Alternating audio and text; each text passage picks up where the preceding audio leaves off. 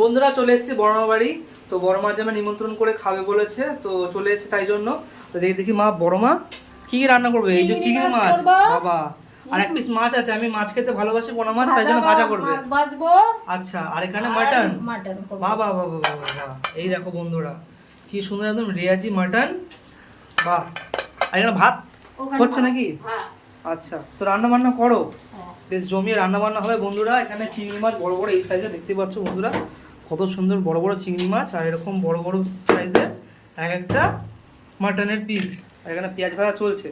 বড়মা তাহলে জমিয়ে রান্নাটা করো নাকি? আচ্ছা, তো দেখি রান্না বান্না হোক, তারপর দেখাচ্ছি। বড়মা কি মাংস কষানো হয়ে গেছে? প্রেসারে সিটি মারবে? প্রেসারে সিটি মারবো বাবা। আচ্ছা, আর আলু দেবে না? হ্যাঁ আলু দেবো, দুটো। এই আলু কেটে রেখেছো? হ্যাঁ। আচ্ছা, চিংড়ি মাছ কি করলে? চিংড়ি মাছ করবো, এখনো করিনি। আচ্ছা, এখনো করোনি, সব ছাড়ি ছাড়ি রাখছি। আচ্ছা ঠিক আছে, তাড়াতাড়ি করো, বড়মা খিদেও পেয়ে গেছে। হ্যাঁ খিদে পেয়ে গেছে বাবা, এক্ষুনি হয়ে যাবে। আচ্ছা, এই কি মাংস কমপ্লিট? হ্যাঁ মাংস কমপ্লিট। পুরো লাল লাল ঝাল ঝাল।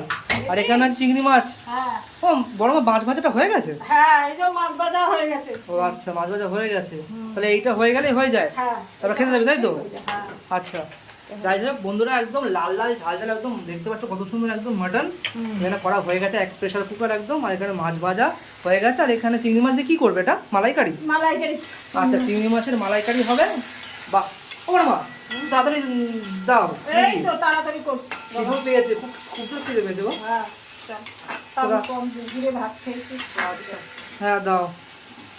বাহ বাহ বাহ,